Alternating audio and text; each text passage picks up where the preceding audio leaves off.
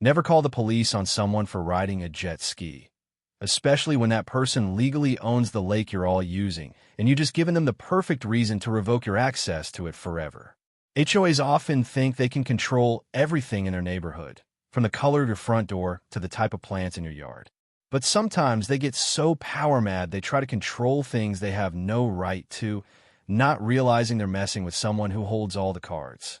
This is the story of how Karen, an HOA president, called the police on me for riding my jet ski, and how I used my ownership of the entire lake to take away her community's access to it. My name is Mike Johnson. I'm 42 years old, and I'm the owner of Crystal Lake Estates. No, I'm not a developer. I'm just a guy who inherited a lot of land and a lake from my grandfather. My grandfather was a visionary who bought up land around Crystal Lake in the 1950s, long before it became a desirable place to live. He built a small cabin on the shore and lived there for the rest of his life. When my grandfather passed away, he left everything to my father. When my father passed away 5 years ago, he left it all to me. I inherited the cabin, the land around it, and, most importantly, Crystal Lake itself. That's right, I own the entire lake. Every drop of water, every fish, every inch of shoreline, it all belongs to me. When my grandfather bought the land, he had the foresight to keep the mineral rights and water rights to the lake. He also made sure the deed clearly stated that he and his heirs owned the lake itself. Over the years, as the area developed, people built homes around the lake. They formed an HOA called Crystal Lake Estates, and they all used the lake for boating, fishing, and swimming. My grandfather and later my father allowed this. They didn't mind people enjoying the lake, as long as they were respectful of the property. But they never gave up their ownership. The lake was still theirs, and they had the legal right to control who used it and how. When I inherited the property, I continued this arrangement. I didn't mind the homeowners using the lake, and I didn't charge them for access. It seemed like the neighborly thing to do. Most of the residents were grateful, and we had a good relationship. That is, until Karen Peterson became president of the Crystal Lake Estates HOA. Karen is in her late 50s, married to a retired lawyer, and apparently thinks she's the queen of the neighborhood. Within months of becoming president, she started sending me notices about violations related to the lake. The first one claimed my dock was too long and needed to be shortened. I wrote back, explaining that my dock was there long before the HOA existed and was perfectly legal. Karen didn't like that. She sent another notice, this one claiming that I was harboring too many geese on my shoreline. I wrote back again, explaining that I had no control over the geese and that they were wild animals. This went on for months. Karen would send a notice, I would reply with a logical explanation, and nothing would change. I thought it was just annoying but harmless. I was wrong. One Saturday morning, I decided to take my jet ski out for a ride. It was a beautiful day, and I wanted to enjoy the lake that my family had owned for generations. I put the jet ski in the water, put on my life jacket, and took off for a spin around the lake. I was about halfway around the lake when I noticed a woman waving at me from the shore. It was Karen. I slowed down and idled over to see what she wanted. "Excuse me," she yelled. "You can't ride that jet ski here." I was confused. "What are you talking about? This is my lake. I can ride my jet ski wherever I want." Karen shook her head. "No, you can't. This is a private community, and jet skis are not allowed. They're too noisy and disruptive." I couldn't believe what I was hearing. "Karen, this is my lake. I own it. I can ride my jet ski if I want." Karen's face turned red. "You do not own this lake. It's community property, and the HOA has rules against jet skis." I laughed. "Karen, I do own this lake. My grandfather bought it in the 1950s, and I inherited it from my father. I have the deed to prove it." Karen pulled out her phone. "I'm calling the police.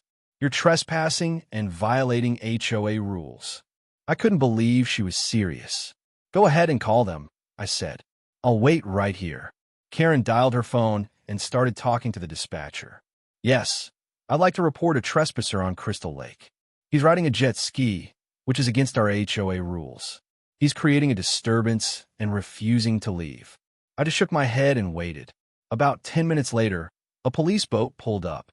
The officer on board was someone I knew, Tom Wilson, a local sheriff's deputy who had grown up in the area. "Mike," Tom said, nodding at me. "What's going on here?" "Hey, Tom," I replied.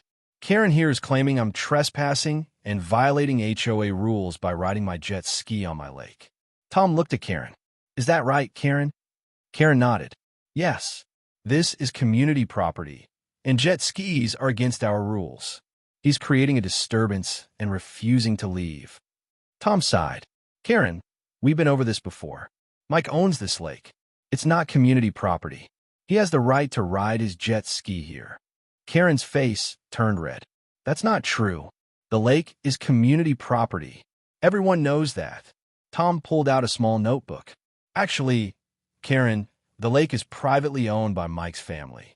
They've always allowed residents to use it, but it's not community property. Mike has every right to be here." Karen looked like she might explode. "This is ridiculous. I'm calling my lawyer." Tom shrugged. "You can do that, Karen, but it won't change the facts. Mike owns the lake. He's not doing anything illegal." Karen glared at me, then at Tom, then back at me. "This isn't over," she yelled, then stormed off. Tom looked at me. "Sorry about that, Mike. Karen's been causing a lot of trouble since she became HOA president."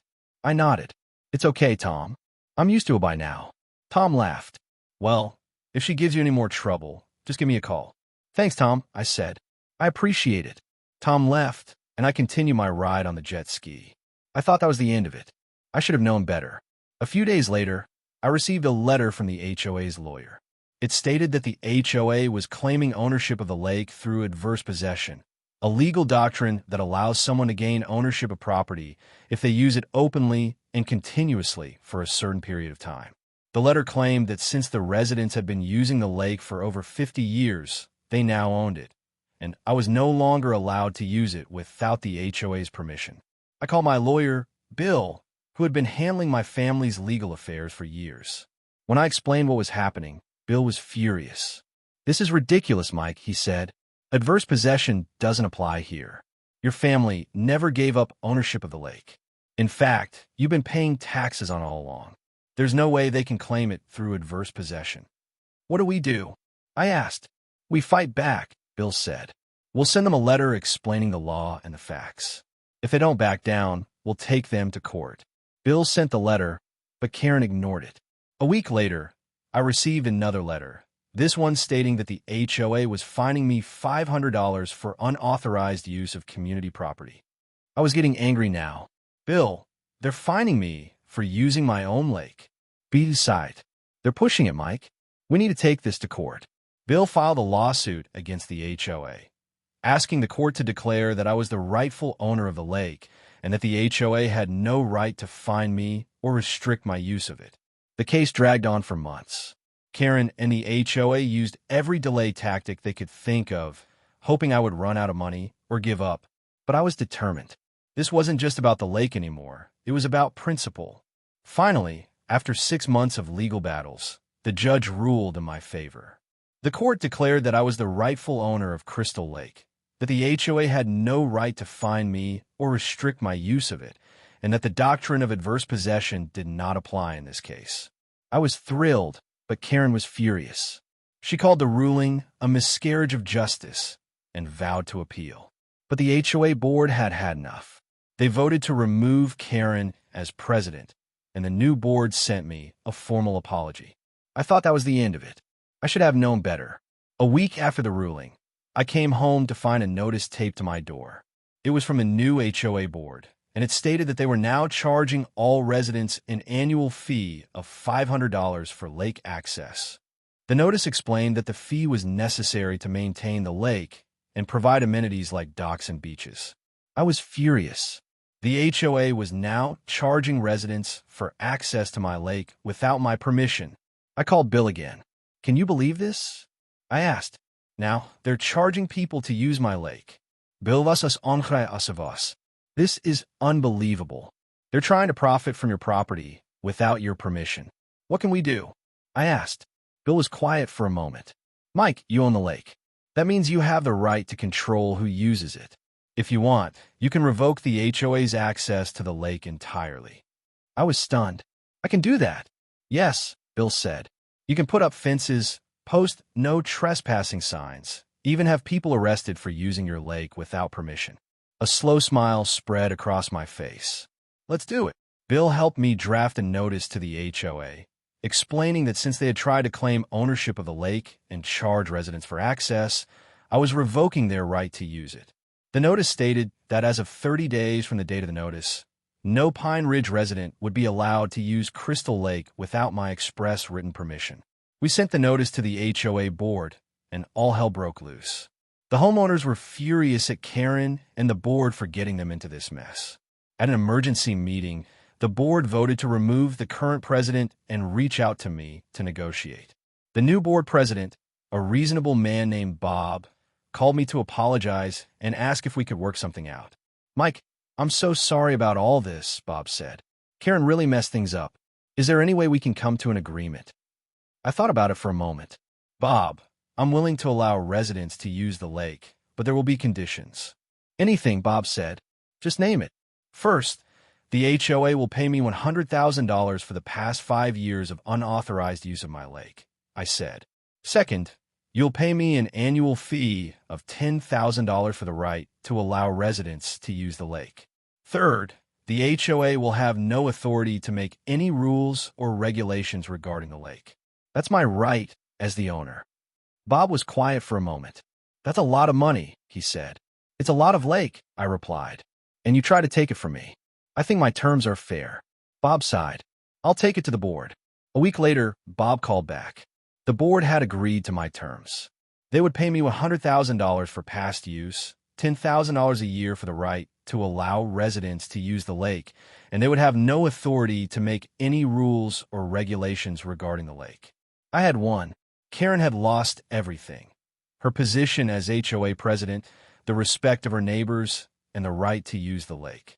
Last I heard, she had put her house up for sale and was moving away. As for me, I got my lake back, plus a nice chunk of change. I used the money to build a new dock and buy a new jet ski. And I made sure to ride it every chance I got, just to remind myself that it was mine. The lesson? Be careful who you try to push around, especially when they own the thing you value most.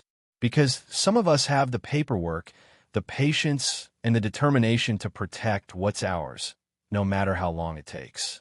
Subscribe for more stories about HOAs getting what they deserve.